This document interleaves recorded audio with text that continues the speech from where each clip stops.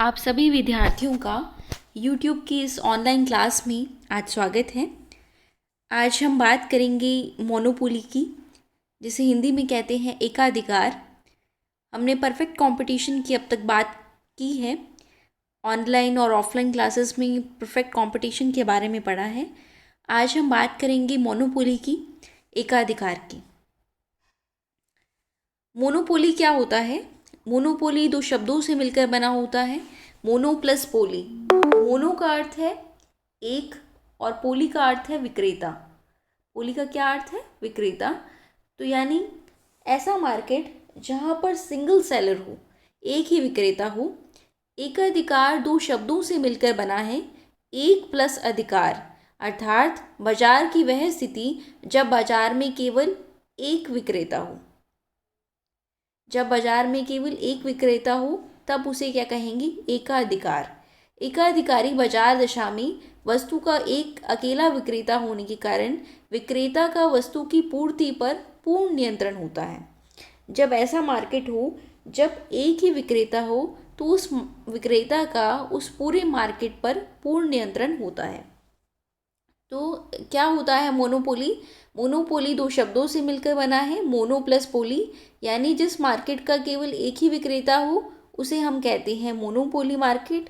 और monopoly market में जो सेलर होता है उसका पूर्ण नियंत्रण होता है वस्तु की पूर्ति पर। Monopoly is set to exit when there is only one producer or seller of a product which has no close substitute।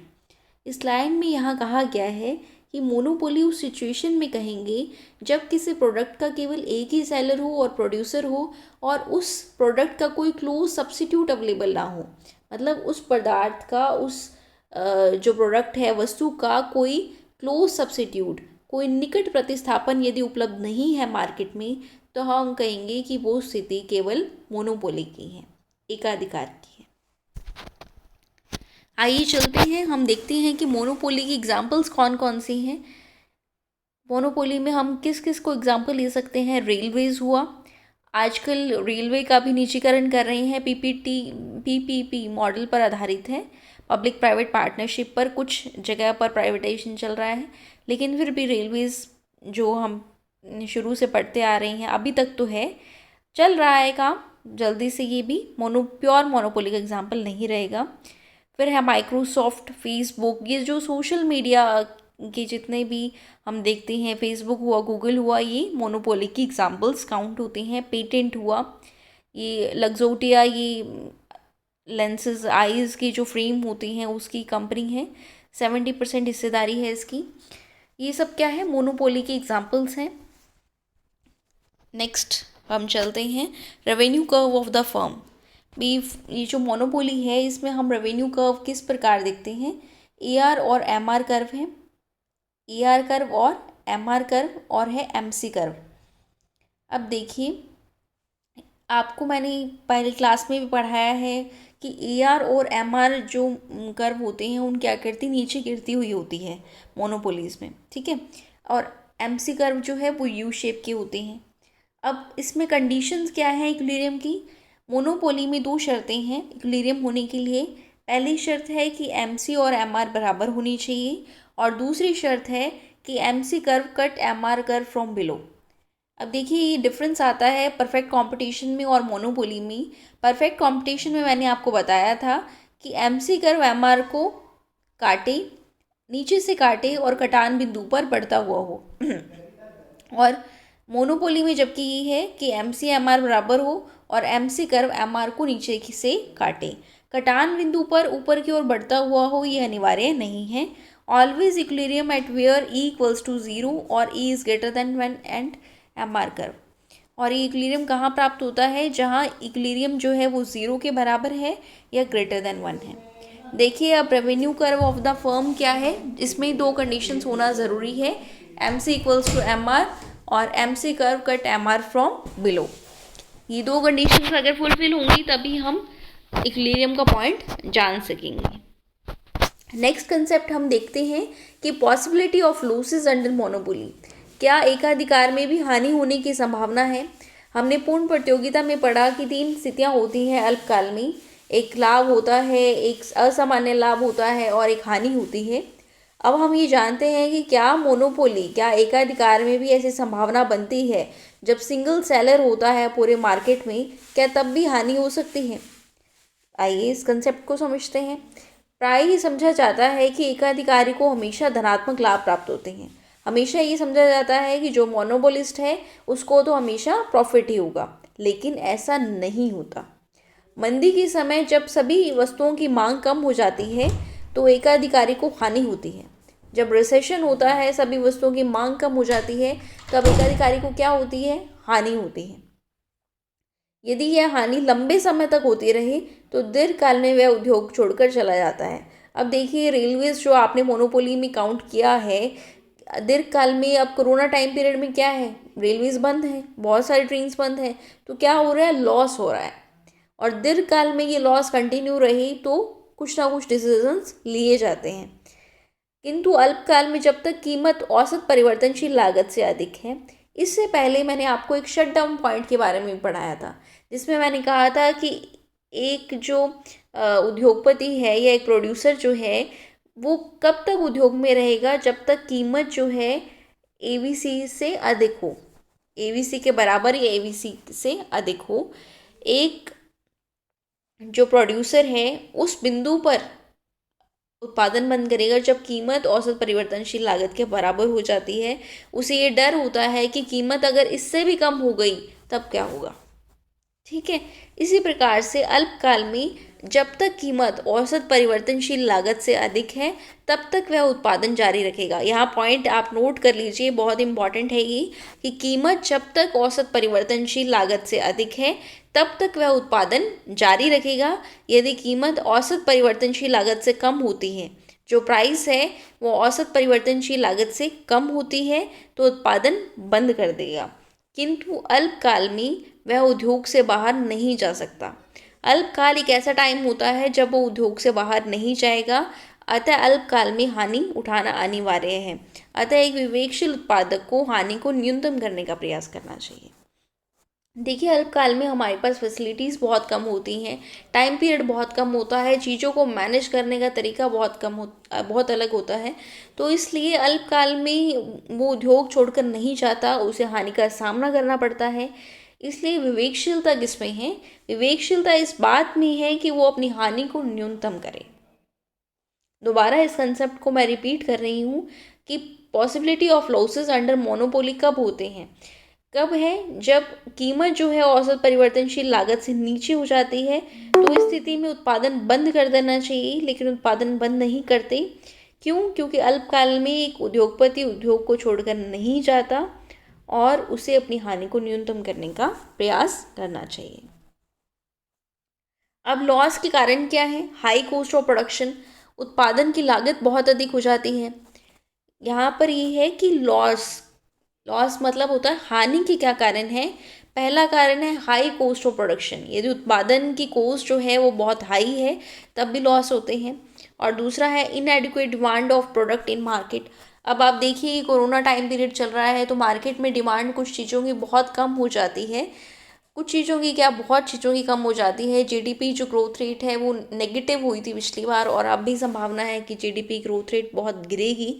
तो जब मार्केट में डिमांड नहीं है, कॉस्ट ज़्यादा लग रही है, तब क्या होंगी? लॉस होंगे।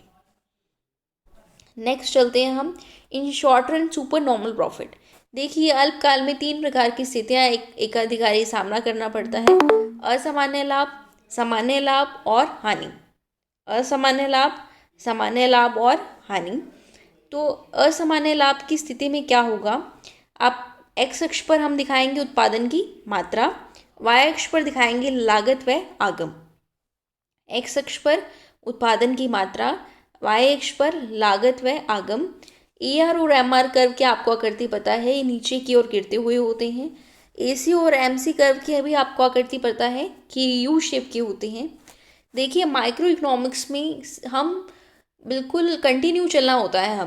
पहले हमें ये जानकारी होनी चाहिए कि उपभोक्ता का व्यवहार कैसा है, फिर हम प्रोडक्शन पे आते हैं, फिर हम बात करते हैं कि कॉस्ट कैसे का स्ट्रक्चर क्या है, EC MC का मतलब क्या होता है, फिर हम रेवेन्यूज़ की बात करते हैं, AR MR क्या होती हैं, इनकी आकृतियाँ कैसी होती हैं। फिर जाके हम मार्केट पे आते हैं, क्योंकि मार्केट में इन सब चीज़ों का उपयोग होता है।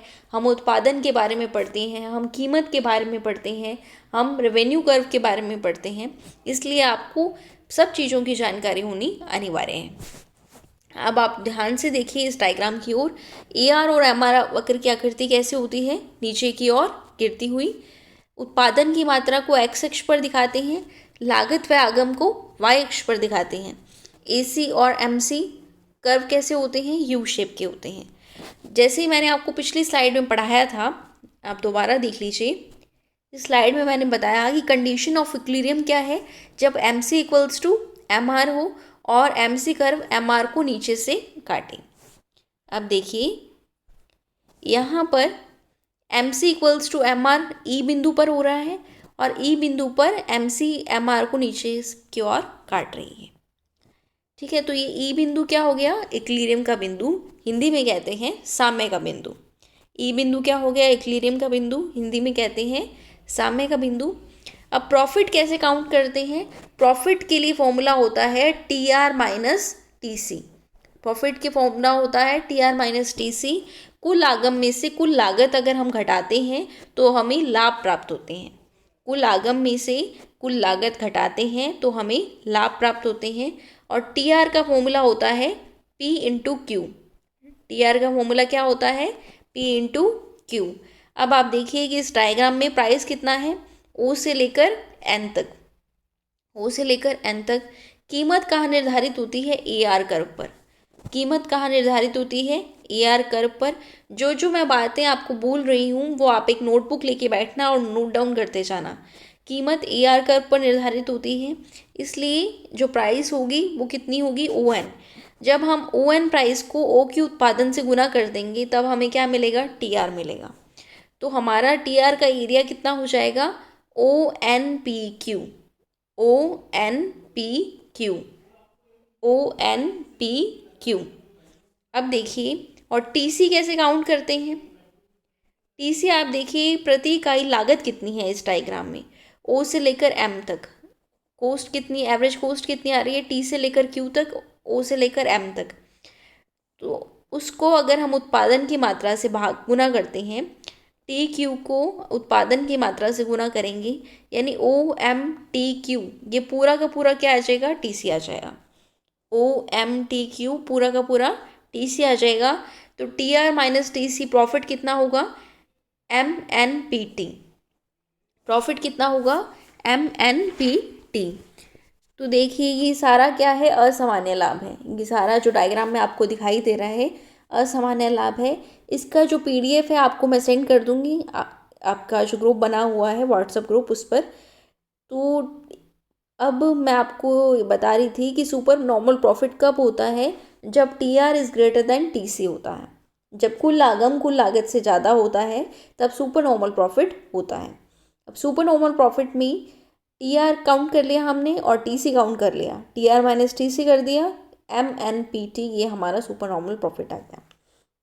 इसमें आप ये भी लिख सकते हो, जब आप थ्योरेटिकली लिखोगे, पूरा एक्सप्लेन करोगे एग्जामिनेशंस में, तो AR MR कर्व क्या करती, EC MC कर्व क्या करती, लाभ का मात्रा, प्रति इकाई लाभ कितना हो गया, N से लेकर M तक, और टोटल लाभ कितना हो गया, NMPT। ठीक है, ये आपका एक कंसेप्ट हुआ सुपर नॉर्मल प्रॉफिट का। नेक्स्ट है नॉर्मल प्रॉफिट। नॉर्मल प्रॉफिट सामान्य लाभ। सामान्य लाभ में क्या होता है, TR जितना हो उतना ही क्या होना चाहिए, TC होना चाहिए।